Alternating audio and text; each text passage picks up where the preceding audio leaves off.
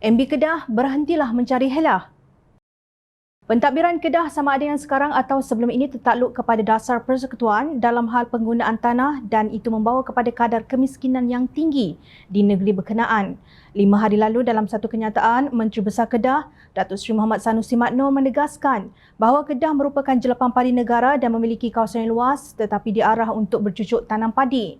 Kami ada banyak tanah tetapi kami diarahkan untuk menanam padi. Padi adalah tanaman paling murah tetapi tanaman yang terpenting. Cukai tanah untuk sawah adalah yang paling rendah. Kira-kira 130,000 hektar diperuntukkan untuk penanaman padi sahaja, kata Sanusi seperti dipetik The Star.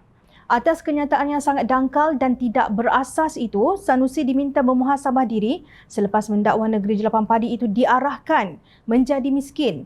PAS harus belajar untuk bertanggungjawab ke atas kemiskinan dan kemunduran negeri Kelantan, Terengganu dan Kedah yang akhirnya memaksa anak-anak muda merantau ke negeri-negeri lain termasuk Pulau Pinang yang menjanjikan peluang pekerjaan. Adun Pematang Pasir Muhammad Faiz Fazil berkata, walaupun Pulau Pinang lebih kecil daripada ketiga-tiga negeri ombak hijau itu, namun pembangunan ekonomi Pulau Pinang jauh lebih baik dengan rekod pertumbuhan ekonomi tertinggi dalam negara pada tahun 2021 pada kadar 6.8% di saat krisis ekonomi akibat pandemik COVID-19. Sumbangan kepada KDNK pula meningkat kepada kadar 7.1% bagi tahun yang sama. Kenyataan Sanusi baru-baru ini kononnya Kedah diarahkan menjadi miskin hanyalah cubaan untuk menutup kelemahan kepimpinan PAS menjelang PRN tidak lama lagi. Amat pelik melihat data yang merekodkan kemiskinan mutlak di Kedah yang tinggi walaupun negeri itu mempunyai hub teknologi Kulim High-Tech Park dan pusat pelancongan terkemuka dunia seperti Pulau Langkawi.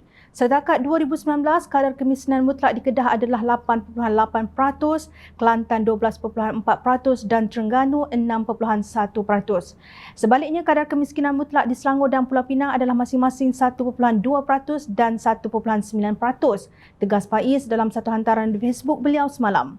Tanpa mereka sedari atau tidak mahu sedari, Kerajaan PAS Kedah tidak memainkan peranan secukupnya untuk membangunkan industri tempatan dan menarik masuk pelaburan antarabangsa yang berkualiti. Pelaburan yang masuk ke Kulim High-Tech Park dicapai atas usaha agensi kerajaan persekutuan seperti MIDA dan Kementerian Pelaburan, Perdagangan dan Industri, manakala Pulau Langkawi juga telah dimajukan oleh Lembaga Pembangunan Langkawi. Sejauh mana pula usaha kerajaan PAS Kedah dalam menarik pelaburan sebegini?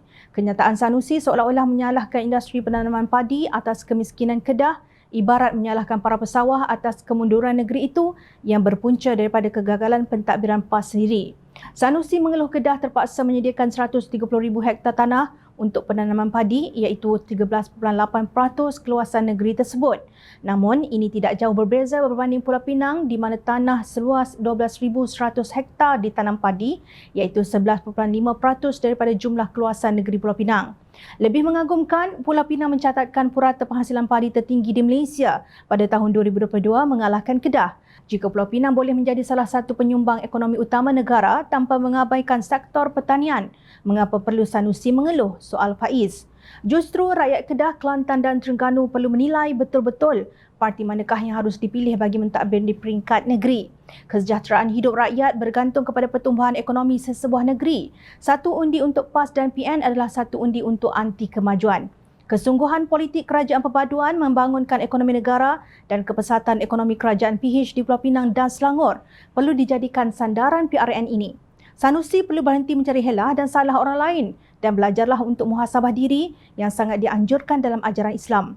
Dan satu lagi, jangan hanya bercakap berdegar-degar tapi habuk pun tak ada.